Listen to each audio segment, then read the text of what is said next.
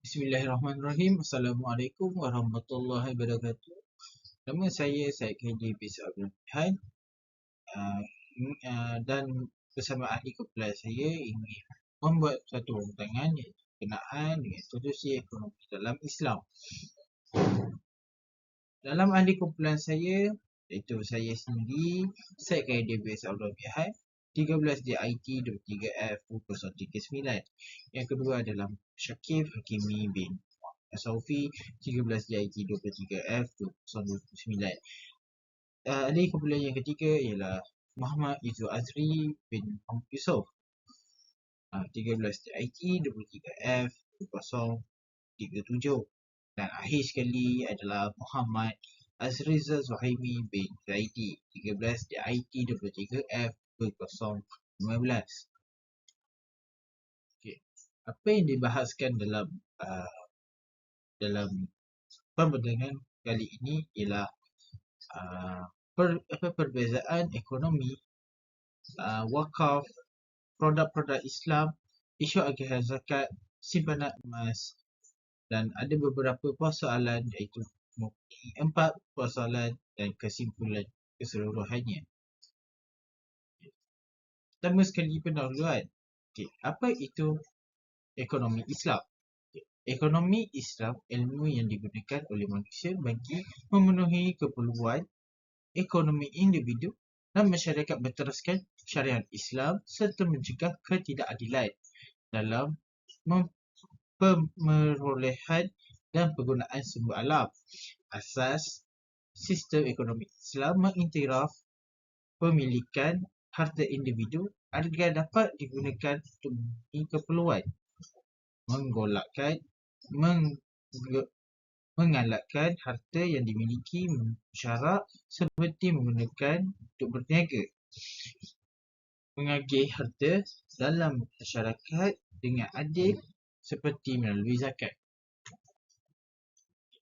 Ekonomi barat atau ekonomi konvensional adalah ilmu yang mempelajari bagaimana individu, perusahaan dan pemerintah mengalokasikan sumber daya yang terbatas untuk memenuhi kebutuhan dan keinginan yang tidak terbatas. Fokus utamanya adalah pada efisiensi, pertumbuhan dan kesejahteraan material. Ini adalah perbezaan sistem ekonomi Islam dan konvensional. Prinsip dalam segi Islam adalah berasaskan ajaran Islam, Al-Quran dan Sunnah. Manakala ekonomi konvensional berasaskan logik teori ekonomi moden.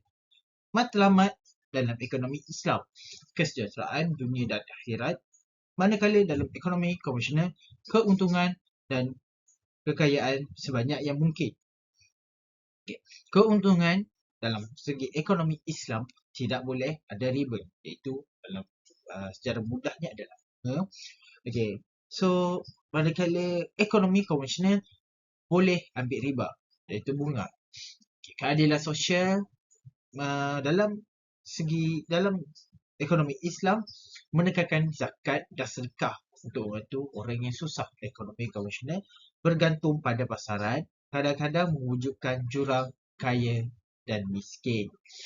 Transaksi mesti berlandaskan halal dan haram, tetapi dalam ekonomi konvensional bebas selagi ikut undang-undang. Peranan kerajaan dalam Islam, kerajaan campur tangan untuk pastikan keadilan. Dalam ekonomi konvensional, kurang campur tangan, lebih bergantung pada pasaran. Instrumen sosial dalam ekonomi Islam adalah zakat, wakaf, sedekah dan bantuan masyarakat. Tetapi dalam ekonomi konvensional, cukai dan subsidi digunakan. Dan seterusnya, saya akan membahaskan berkenaan dengan wakaf. Wakaf ialah pemberian harta oleh seseorang untuk kegunaan umum atau kebajikan dengan niat kerana Allah. Harta wakaf tidak boleh dijual, diwarisi atau dipindah milik, dan manfaatnya digunakan untuk membantu masyarakat seperti membina masjid, sekolah hospital. Contohnya, seseorang mewakafkan sebidang tanah untuk dijadikan surau. Tanah itu kekal milik wakaf, tetapi surau yang dibina akan memberi manfaat kepada orang ramai secara berterusan. Assalamualaikum warahmatullahi wabarakatuh. Nama saya Muhammad Syakif Hakimi bin Muhammad Safi. Untuk meneruskan pertanyaan kami, saya akan menerangkan tentang produk-produk ekonomi Islam. Okey, jadi terdapat 4 kategori dalam produk-produk ekonomi Islam, iaitu perbankan, insurans, kewangan sosial dan pelaburan. Contoh-contoh produk pada kategori perbankan adalah mudharabah, perkongsian untung antara bank dan pelanggan. Murabahah, jual beli dengan keuntungan yang dipersetujui. Wadiah, simpanan sebagai amanah yang dijaga oleh bank. Manakala, contoh produk bagi kategori insurans adalah takaful. Insurans berkonsep tolong-menolong dan bebas riba. Manakala bagi kewangan sosial, terdapat 2 contoh produk, iaitu zakat, sumbangan wajib bagi golongan tertentu untuk membantu asnaf, dan wakaf, pemberian harta untuk kegunaan awam seperti masjid dan sekolah. Kategori yang terakhir adalah pelaburan. Contoh produknya adalah sukuk, bond Islam yang berdasarkan aset nyata tanpa riba. Terdapat beberapa isu dalam agihan zakat. Yang pertama adalah agihan tidak sekata, yakni bantuan zakat kadang-kadang tertumpu di kawasan bandar menyebabkan kawasan luar bandar kurang menerima bantuan. Seterusnya, ketidakcekapan dalam pengurusan. Proses agihan lambat dan tidak efisien kerana birokrasi atau kelemahan sistem. Yang terakhir adalah ketidaktelusan pengagihan. Kurangnya maklumat jelas tentang ke mana dana zakat diagihkan menyebabkan isu ketelusan. Seterusnya, penerima yang tidak tepat ataupun bukan asnaf. Kadang-kadang bantuan diberikan kepada pihak yang tidak layak, sedangkan asnaf yang berhak tidak mendapat bantuan. Yang kelima, kurang kesedaran masyarakat. Masyarakat kurang faham tentang kepentingan dan manfaat zakat, menyebabkan pengumpulan zakat kurang optimal. Yang terakhir adalah cabaran teknologi dan data. Kekurangan penggunaan teknologi menyebabkan kesilapan dalam mengenal pasti penerima dan rekod bantuan. Simpanan Islam ialah akaun atau instrumen kewangan di bank yang patuh syariah, bebas daripada unsur riba, gharar dan haram. Ia berfungsi sama seperti simpanan konvensional, tetapi berlandaskan prinsip Islam. Terdapat 2 jenis simpanan dalam Islam, iaitu wadiah dan mudharabah. Wadiah atau dikenal sebagai amanah, bank menjaga wang pelanggan sebagai amanah. Pelanggan boleh mengeluarkan wang bila-bila masa dan bank boleh memberi hibah tanpa janji awal. Jenis simpanan yang kedua adalah mudharabah. Pelanggan melambur wang mereka dan bank akan menguruskan pelaburan. Keuntungan dibahagi antara pelanggan dan bank mengikut nisbah yang dipersetujui. Terdapat beberapa ciri-ciri simpanan Islam. Yang pertama, tiada riba. Maksudnya bebas daripada bunga atau faedah. Yang kedua, halal. Dana hanya digunakan untuk aktiviti yang patuh syariah. Yang ketiga, hibah. Bank boleh memberikan hadiah kepada pelanggan, tetapi ia tidak dijanjikan. Dan yang terakhir, keselamatan. Simpanan pelanggan dijamin dan boleh dikeluarkan bila-bila masa mengikut terma. Berikut adalah beberapa contoh produk simpanan Islam. Akaun simpanan Islam, akaun pelaburan am dan tabung haji. Soalan 1. Zakat adalah penting dalam pembangunan sesuatu negara Islam. Sebagai sebuah institusi yang menguruskan zakat umat Islam, nyatakan cadangan untuk menyelesaikan isu kemiskinan umat Islam sekarang. Zakat merupakan salah satu daripada sumber ekonomi utama dalam negara Islam. Pengurusan zakat secara efisien dan sistematik mampu melonjakkan potensi zakat sebagai instrumen pembangunan umat Islam. Pemanfaatan dana zakat secara optimal sememangnya penting bagi meningkatkan kualiti dan potensi setiap umat Islam. Di Malaysia, pentadbiran dan pengurusan zakat dikelola oleh Majlis Agama Islam di setiap negeri. Pihak main bertanggungjawab dalam menentukan kelayakan penerima serta bentuk bantuan yang bersesuaian dengan latar belakang setiap penerima agar bantuan yang diberikan dapat dimanfaatkan sebaik mungkin. Kajian ini bertujuan meneliti potensi zakat dalam membangunkan kuantiti umat Islam di Malaysia dengan menyoroti amalan setiap main dalam mengagihkan bantuan kepada setiap penerima zakat yang berkelayakan. Statistik agihan secara bentuk program yang disediakan oleh pihak main dianalisis secara deskriptif bagi melihat potensi zakat itu sendiri secara praktikal dan meningkatkan kualiti umat Islam. Soalan 2. Bank Islam mempunyai beberapa skim pinjaman dan pembiayaan untuk memberi keselesaan kepada pendeposit. Bincangkan tentang salah satu dari skim pinjaman yang ditawarkan oleh Bank Islam. Salah satu skim pembiayaan yang ditawarkan oleh Bank Islam ialah pembiayaan peribadi berdasarkan prinsip tawarruk. Pembiayaan peribadi tawarruk. Definisi tawarruk melibatkan pembelian aset oleh bank dan dijual kepada pelanggan dengan harga lebih tinggi secara angsuran. Pelanggan kemudiannya boleh menjual aset tersebut kepada pihak ketiga untuk mendapatkan tunai. Ciri-ciri utama: patuh syariah, bebas daripada unsur riba dan gahar, unsur tetap, bayaran bulanan tetap bagi memudahkan pelanggan mengurus kewangan. Tempoh pembiayaan fleksibel, pelanggan boleh memilih tempoh angsuran yang sesuai tanpa penjamin. Kebanyakan skim ini tidak memerlukan penjamin, memudahkan pelanggan untuk memohon. Ciri-ciri utama: patuh syariah, bebas daripada unsur riba dan gahar, unsur tetap, bayaran bulanan tetap bagi memudahkan pelanggan menguruskan kewangan. Yang ketiga, tempoh pembiayaan fleksibel, pelanggan boleh memilih tempoh angsuran yang sesuai. Terakhir, tanpa penjamin. Kebanyakan skim ini tidak memerlukan penjamin bagi memudahkan pelanggan untuk memohon.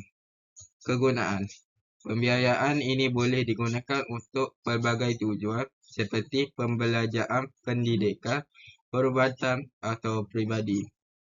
Manfaat: pembayaran mudah melalui potongan gaji atau debit terus, bebas penalti awal pembayaran, tidak dikenakan caj sekiranya pelanggan ini ingin menyelesaikan hutang dengan lebih awal. Soalan 3. Syarikat takaful di Malaysia terlalu banyak dan tumbuh bagai cendawan selepas hujan. Dikatakan skim-skim yang ditawarkan banyak membawa kebaikan kepada pencarum. Jelaskan salah satu skim yang ditawarkan oleh syarikat takaful. Salah satu skim yang ditawarkan oleh syarikat takaful di Malaysia ialah takaful keluarga. Takaful Malaysia. Takaful keluarga adalah skim perlindungan untuk peserta dan ahli keluarga sekiranya berlaku musibah seperti kematian atau kehilangan upaya. Ianya berfungsi sebagai insurans hayat dalam konsep yang patuh syariah. Ciri-ciri utama: prinsip tabarruk, derma. Sebahagian sumbangan peserta digunakan untuk membantu peserta lain yang memerlukan sesuai dengan konsep tolong-menolong. Seterusnya, manfaat perlindungan. Pampasan diberikan kepada waris sekiranya peserta meninggal dunia dan mengalami kecacatan kekal. Manfaat tambahan seperti perlindungan penyakit kritikal boleh dimasukkan.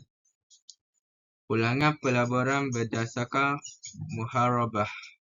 Sebahagian sumbangan peserta mungkin dilaburkan dan keuntungan pelaburan diagihkan antara peserta dan pengendali takaful mengikut nisbah yang dipersetujui. Kelebihan takaful keluarga. Pertama, bebas riba dan gahar. Semua transaksi dan operasi berlandaskan syariah. Yang kedua, manfaat pelaburan dan perlindungan. Memberi perlindungan serta potensi pulangan daripada dana pelaburan. Yang ketiga, pembayaran fleksibel. Pelanggan boleh memilih kaedah dan tempoh pembayaran mengikut kemampuan. Hai, nama saya Muhammad Izzazi bin Maisuf. Matrik saya 13 DIT 23F 2037. Hari ini saya nak sambung pembentangan daripada Aziz. Soalan 4. Suka berhutang adalah salah satu sifat yang tidak elok. Disebabkan sifat ini, ramai umat Islam diisytiharkan muflis. Bincangkan kesan dan fungsi ar-rahnu dalam peningkatkan ekonomi umat Islam. Orang yang beruntung dalam Islam. Orang yang berhutang dalam Islam. Orang yang berhutang tidak diampunkan dosanya oleh Allah. Islam menitik beratkan dalam soal memberi, menerima dan membayar hutang kerana ia berhubung kait dengan hubungan sesama manusia ketika di dunia dan di akhirat. Kesan dan fungsi ar-rahnu dalam meningkatkan ekonomi umat Islam. Ar-rahnu ialah sistem pajak gadai Islam yang berlandaskan prinsip syariah. Ia menawarkan alternatif kepada pajak gadai konvensional dengan memastikan tiada unsur riba, faedah dan amalan tidak adil. Sistem ini memberi peluang kepada umat Islam mendapatkan pinjaman segera dengan cara menggadaikan barangan bernilai seperti emas.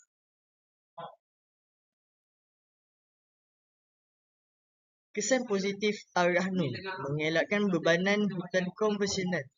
Membantu masyarakat mendapatkan pinjaman jangka pendek tanpa riba, mengelakkan mereka terjebak dalam hutang yang berlebihan atau muflis. Meningkatkan aliran tunai. Dengan memajukan barangan bernilai seperti emas, individu dapat memperoleh modal untuk perniagaan kecil atau menampung keperluan mendesak. Menggalakkan simpanan dan pelabuhan emas.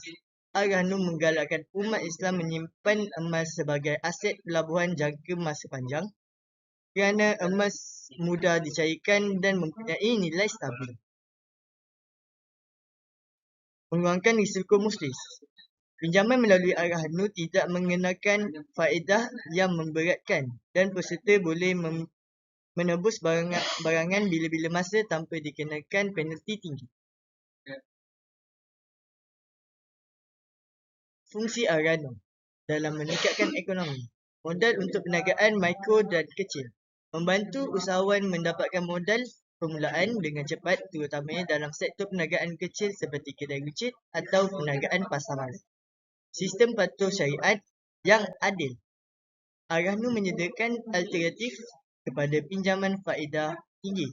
Membolehkan syarikat Islam berurusan dengan tenang tanpa melanggar prinsip syariat. Mengurangkan kebergantungan kepada institusi riba. Ia menjadi jalan keluar bagi mereka yang memerlukan tunai tetapi tidak mahu terlibat dengan sistem riba. Meningkatkan kestabilan keluarga. Dengan adanya akses kepada ar-rahnu, individu boleh menyelesaikan keperluan kewangan mendesak tanpa perlu menjual aset penting mereka. Kesimpulannya adalah institusi ekonomi dalam Islam adalah institusi ekonomi Islam memainkan peranan penting dalam memastikan kesejahteraan dalam keadilan sosial dalam masyarakat. Berteraskan prinsip syariah seperti keadilan, tolong-menolong, ta'awun dan penghindaran unsur riba, gharar, dan masih institusi ini berfungsi bukan hanya untuk meraih keuntungan, tetapi juga untuk membangunkan ummah dan menurunkan jurang kemiskinan. Beberapa institusi utama dalam ekonomi Islam seperti zakat, wakaf, al-rahnu, takaful dan perbankan Islam menyumbangkan kepada pembangunan sosial dan ekonomi melalui mekanisme redistribusi kekayaan, pembiayaan patuh syariah dan perlindungan kewangan. Mereka juga membantu mengelakkan amalan yang tidak adil dan membebankan seperti faedah tinggi dan eksploitasi dalam pinjaman konvensional. Next. Secara keseluruhan, institusi ekonomi Islam bukan hanya berperanan dalam menggerakkan ekonomi, tapi juga dalam membentuk masyarakat yang seimbang, stabil dan harmoni. Apabila diamalkan dengan baik, ia mampu meningkatkan taraf hidup syarikat, mengurangkan kemiskinan dan memastikan pertumbuhan ekonomi yang mampan dan beretika. Sekian daripada saya, Acoy. Terima kasih.